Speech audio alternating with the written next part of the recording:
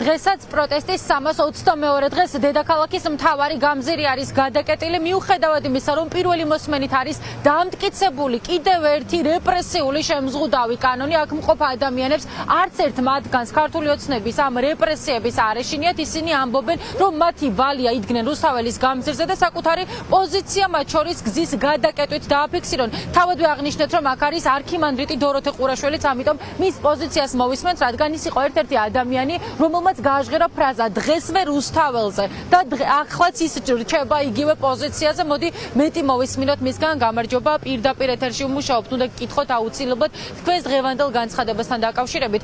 ამ რეპრესიული კანონების ფონზე თქვენ თქვით, რომ დღესვე უნდა ყოფილიყავით საქართველოს პროევროპულად განწყობილ მოქალაქეებთან ერთად რუსთაველზე. როგორი არის თქვენი დამოკიდებულება ამ კანონების მიმართ და როგორი არის თქვენი წინააღმდეგობის ფორმა, თუნდაც იმ განცხადების გათვალისწინებით, რომელიც სულ ცოტა ხნის წინ გააკეთეთ? ჩემი წინააღმდეგობის ფორმა არის არ დათმობა. ქრისტიანობა ეს არის. ქრისტიანობა არის, რომ ბოროტებას, ბოროტ იმპერიას და ბოროტ მთავრობას, უკანონო მთავრობას არ დაუთმოთ. მე ყოველთვის ამას ვიძახი, რომ პროტესტი ბოროტების წინააღმდეგ.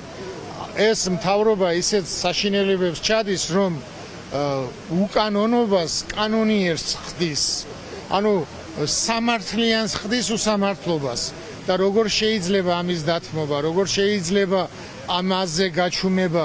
ამიტომ მე მოუწოდებ ყველას, რომ თუ გვინდათ საქართველოს შევინარჩუნოთ, დღეს არ უნდა შეგვეშინდეს, დღეს არ უნდა დავთმოთ და ყველანი უნდა გამოვიდეთ აი აქ ამ რუსთაველზე 8-დან 11-მდე. ხო, ყველა აქ უნდა იყოს, იმიტომ რომ თვითონ აცხადებენ, რომ ხალხი ცოტა, ამიტომ გზას ნუ გადაკეტავთ, თუ გადაკეტავთ დაგიჭერთ და ვისაც საქართველოს შენარჩუნება უნდა, ვისაც ამ ბოროტების მოშორება უნდა, ყველამ უნდა იცოდეს, რომ მისი სამსახური უნდა იყოს 8-დან 11-მდე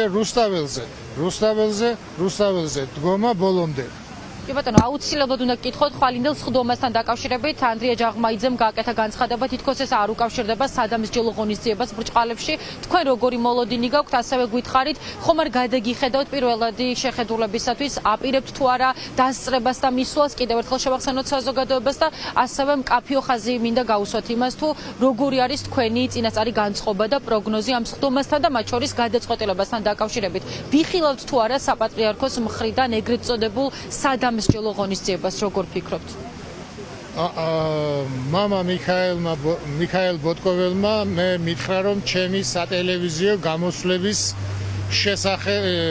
გამო ვიყავი დაბარებული და ამის შესახებ იქნება იქ საუბარი. ამიტომ მე ვუთხარი, რომ ყველაფერი წერილობით მომწერეთ, რადგან მე არ მახსოვს ჩემი გამოსვლები ყველა და თქვენ იქ რაღაცა ამოკრებილს რო დამახვედრებთ, მე თქვენ ვერ გიპასუხებ.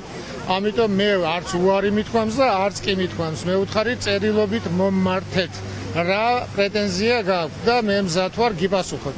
რაც შეეხება ჩემს იქეთ ბრალდებას, სანამ მე დამიბარებდნენ, მანამდე იმათ უნდა გაარკვიონ ის მწვალებლობა, რომელიც საქართველოს ეკლესიაში ვრცელდება, რადგან მათთვის სწავლება ქრისტეს შესახებ უნდა იყოს უფრო მნიშვნელოვანი, ვიდრე ჩემი სატელევიზიო გამოსვლები და როცა ქრისტეზე სწავლება იგმობა, იმათმა ამას უნდა მიაქციონ ყურადღება, მაგრამ მათ მთავრობისგან აქვს დავალება, როგორც ჩანს და ამაში ეჭვი არ მეპარება, იმიტომ რომ მამა ანდრია ჯაღმაიძე იმედის ტელევიზიაში ამბობს დოროთე ნუ ძალადობ და ამით ეუბნება მთავრობას, რომ თითქოს მე მოძალადე ვარ, ჩვენ გავართხილეთ და აწი თქვენ დაიჭირეთ და მიხედეთ. ამიტომ მამა ანდრია, მე არა ვარ მოძალადე ხარ შენ, იმიტომ რომ შენ ძალადობ საქართველოს ეკლესიაზე და ქრისტეს სიტყვაზე, სიმართლეზე და ჭეშმარიტებაზე. ამიტომ მე არ მაინტერესებს რას გამოიტანენ ისინი, მე მათგან დავიჟდები, არ დავიჟდები, ჩემთვის უმნიშვნელოა. მე ვერ გამაჩუმებს ვერც სასჯელი და ვერც პატივი. ამიტომ მე თავისუფალი ვარ ყოველგვარი წნეხისგან, იმიტომ რომ მე ვდგევარ ჩემი ერის, ჩემი ქვეყნის და ჩემი აი წინვალე ადამიანების გვერდით და მე აქ ვიდგები მღვდლად თუ არ ვიქნები მღვდელი, ვიდგები ბერად, ბერობას მე ვერავინ ვერ წამართმევს, მე ქრისტეს ბერი ვარ და ვიქნები სიცოცხლის ბოლომდე ქრისტეს ბერი, ჭეშმარიტების ქადაგებელი.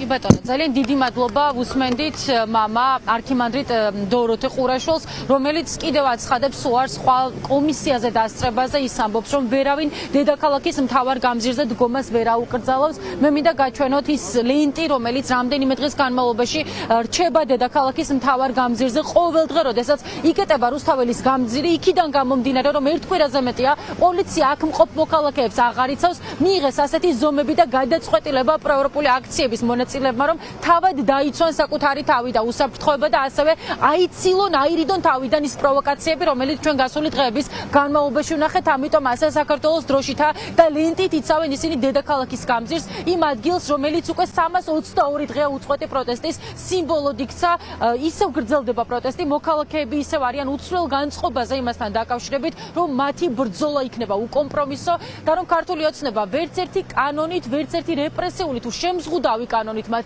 ვერ გააჩერებს, ვერ დააშინებს, რადგან ფიქრობენ, რომ ახლა სწორედ დედაქალაქის მთავარ გამზირზე გადის თავისუფლების მთავარი ხაზი და ფიქრობენ, რომ ახლა ქუჩის პროტესტები არის ულტერნატივა.